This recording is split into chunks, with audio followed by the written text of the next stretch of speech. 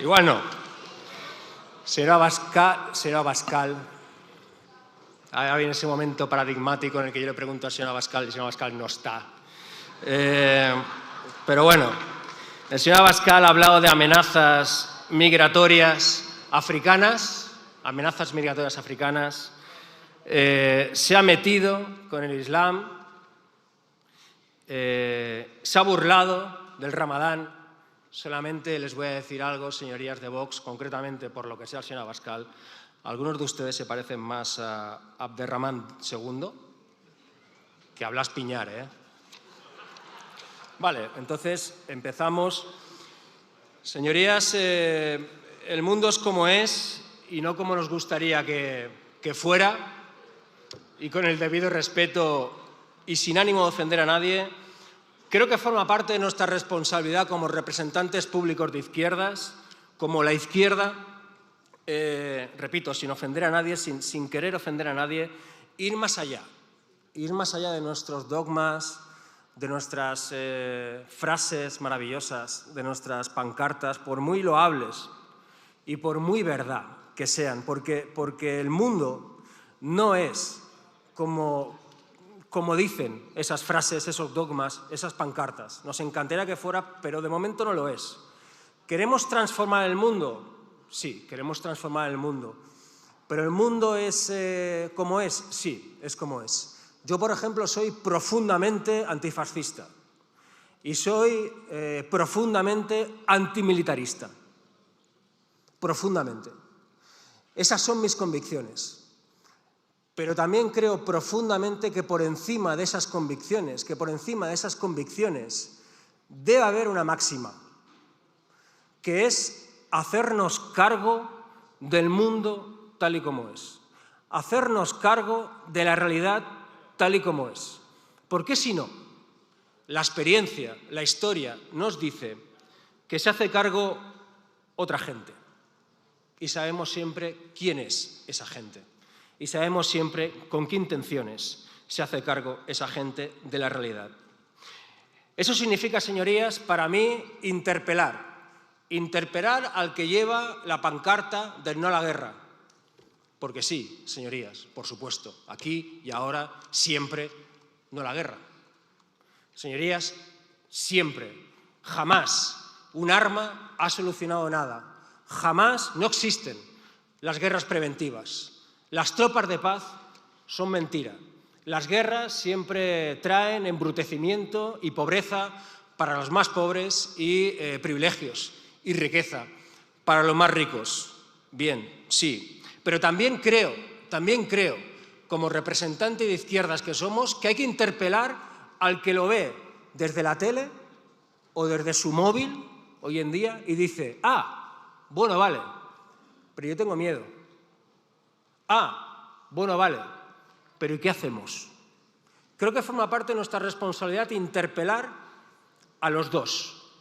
Creo que forma parte de nuestra responsabilidad, por lo tanto, gestionar la realidad tal y como es y dos, interpelar al máximo de gente posible. Porque sí, creo que tenemos que hablar sin manías. La izquierda tiene que hablar y tiene que legislar sin manías de orden, de seguridad y de defensa. Porque la izquierda sí, es orden, es seguridad y es defensa. Así que yo hoy diré cosas fáciles de decir, por lo menos para mí, pero también cosas difíciles, o no tan fáciles, o no tan cómodas de decir, al menos para mí. Por cierto, hay gente que dice, cuando decimos eso de que nosotros no estamos interesados en la guerra, pero la guerra está interesada en nosotros, nos dice aquello de, vale, entonces irás tú a la guerra. Irás tú a la guerra. Yo voy a intentar ser muy claro. Hace 90 años en este país hubo una guerra. El ejército republicano se enfrentó a los fascistas, a los franquistas sublevados. Y todo el mundo sabe que si ese ejército hubiera tenido mejores aliados y mejores armas, hubiera ganado. Y todo el mundo sabe que Franco hoy, si eso hubiera pasado, sería lo que merecería ser. Un recuerdo triste de la historia. Así que yo digo que sí, que frente a esas guerras y las que vendrán, sí, yo iría, y tanto que iría, y los míos también. La primera cosa que quiero decir es que a Putin y a Trump hay que combatirlos. Sí, hay que combatirlos, porque no son... Putin y Trump no son Reagan y Gorbachev, son otra cosa. Putin es un zar y Trump es un multimillonario al servicio o asociado, nunca se sabe, de otros multimillonarios que están convenciendo a millones de precarios de que la culpa de su precariedad son otros precarios. Porque, señorías, hay una guerra que se está librando hoy en día, que para mí es la más peligrosa de las que se están librando hoy en día, que es la guerra del pobre contra el más pobre. Y los Trump, los Meloni, los Milei, los Ayuso, los Abascal, los Feijóo de la vida, son los señores de la guerra, de esta guerra. 2. Lo de Ucrania no es una guerra, lo de Ucrania es una agresión, se ha dicho 1000 veces, es una invasión y el agresor y el invasor es Putin. Y es cierto que Ucrania no es una maravilla a nivel democrático, sino que se lo pregunten al Donbass o a los sindicalistas de Odessa. Pero creo que hay que tener claro, repito, que la guerra está aquí y hay muchas formas de guerra. Muchas formas de guerra. Pero también hay que tener claro que la OTAN, señorías, no es el séptimo de caballería que viene a salvarnos al final de la película. La OTAN es el delegado comercial de la industria armamentística de Estados Unidos en Europa de los últimos 80 años. La OTAN es la responsable directa o indirectamente de casi todas las guerras, de casi todos los golpes de Estado en el mundo en los últimos 80 años. Que Putin sea un sátrapa peligroso no debe blanquear a la OTAN. De hecho, algunos de ustedes, señorías, dicen que emigrar es una vergüenza. Que emigrar es una vergüenza. Yo lo que digo que la vergüenza es crear las guerras y la miseria que generan que la gente tenga que emigrar. Y ahí la OTAN es la campeona. De hecho, ¿saben cuál es la diferencia entre Erdogan masacrando kurdos, Netanyahu masacrando palestinos y Putin masacrando ucranianos? ¿Saben cuál es la diferencia? Que el primero y el segundo son socios de la OTAN. Y el tercero, pues no. Esa es la hipocresía de la política internacional hoy en día. Por cierto, esta semana Netanyahu ha apalizado y ha secuestrado a un productor, a un cineasta palestino. La pregunta es, si Netanyahu hace esto con el ganador de un Oscar, ¿qué no hará por ahí con gente anónima? Volvemos a repetir, Israel es un Estado genocida. Netanyahu es un criminal de guerra. Y la única diferencia entre Gaza y Auschwitz es que el mundo está a tiempo aún de pararlo de Gaza. Es la única diferencia. 4. Usted, señor presidente, habla de sus socios europeos y usted hablan de gastar 800.000 millones de euros para, leo textualmente, contrarrestar la amenaza rusa, dejar de depender de los Estados Unidos y defender los valores europeos.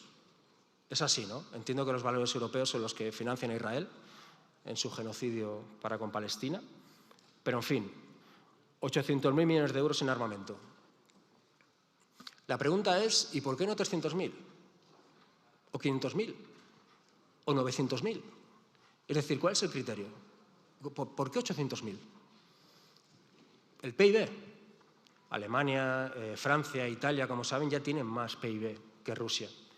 Y de hecho es falso que Europa no gaste lo suficiente en defensa. Desde el año 2020 Europa gasta más en defensa. Por cierto, por orden de un tal Biden, que bombardeó más que Trump. Europa ya ha gastado en defensa más que en el año 2020, 2021, 2022, 2023, 2024 y gastará más en defensa en el año 2025. Así la pregunta es ¿por qué? Y sobre todo, ¿Ustedes creen, señor presidente y sus homólogos de la Unión Europea, ustedes creen de verdad que a un tipo que dice abiertamente que se va a anexionar Groenlandia y Canadá, que dice abiertamente que va a arrasar Gaza y que lo va a convertir en un resort para ricos, ¿ustedes creen que lo van a apaciguar gastando 800.000 millones de euros en defensa? Y sobre todo, ¿ustedes creen que ese mismo tipo les va a permitir gastar 800.000 millones de euros en armas que no sean compradas a él mismo o en drones que no sean comprados a su amigo o jefe Elon Musk? ¿De verdad? ¿Se lo creen? Señor presidente, el principal problema del rearme europeo es que no será europeo. Esa es mi opinión. Porque tampoco es opinable. Porque Estados Unidos no quiere socios, quiere siervos. Y eso históricamente ha pasado siempre. 5. Bajo nuestro punto de vista no hay que gastar más en defensa, hay que gastar mejor. Y ejemplos de gastar mejor, pues hay 27 ejércitos en la Unión Europea. ¿Por qué no uno? Otra alternativa, los tanques y las armas. Putin se financia vía oligarcas, con cuentas bancarias opacas en todo el mundo. ¿Por qué no perseguir a esos oligarcas? ¿Por qué no cerrar esas cuentas bancarias? Ya entiendo la dificultad, pero quizá Putin se pueda pasar de una llamada de un primer ministro europeo amenazándole, pero seguramente no pueda pasar de la llamada de un oligarca cabreado porque le han cerrado una cuenta en Londres. Seguramente. En definitiva, señorías, todo el mundo sabe aquí qué quiere todo el mundo. Trump quiere las tierras raras de Ucrania, la central nuclear de Zaporilla, Putin quiere el 20% de Ucrania y un cierto reconocimiento internacional. La pregunta es ¿qué quiere Europa? ¿Qué quiere Europa? Y aquí nadie lo sabe muy bien. Permítanme, señora presidenta, acabar con una reflexión y con una despedida. La reflexión es que una de las mayores vergüenzas de nuestro tiempo es que está de moda ser un chungo. Está de moda ser mala persona. Está de moda ser un manipulador, ser un mentiroso. Y el ejemplo claro es que hubo una persona, hubo una mujer que tuvo que dimitir por una mentira sobre su expareja, con la que no convivía. Se llama Mónica Oltra. Y hoy hay otra persona, otra mujer, que se jacta de no dimitir tras saber una verdad sobre su pareja con la que convive. Se llama Isabel Díaz Ayuso. Y hay otro ejemplo. Hay un tipo inútil, mentiroso y miserable que se pasea dando lecciones de responsabilidad con 200 y pico muertos sobre la mesa, porque muchos de ellos porque él estaba comiendo, se supone, durante 5 horas en un restaurante y no pasa nada. Se llama Amazon. Ese es el ejemplo. ¿Y por qué pasa esto? Pues pasa porque la derecha entiende muy bien cómo funciona este negocio. Porque tiene un poder mediático terrible y porque tiene un poder digital aún más terrible. Y mientras la izquierda no entienda esto, seremos como gacelas heridas en mitad de la sabana, pastos de las hienas. Eso es lo que seremos. Y acabo con una despedida. Hoy es el último pleno de un extraordinario portavoz, de un tal Aitor Esteban. Lo que tengo que decir es que, Aitor, has dado muchísima rabia durante muchísimo tiempo, porque has sido muy bueno, esa es la broma, eres muy bueno, pero también es cierto, y esto va en serio, que has inspirado a mí, me has inspirado muchísimo. Lo que espero es que sigas así y seguramente no me gustará todo lo que digas, pero siempre me gustará cómo lo digas. Muchísimas gracias.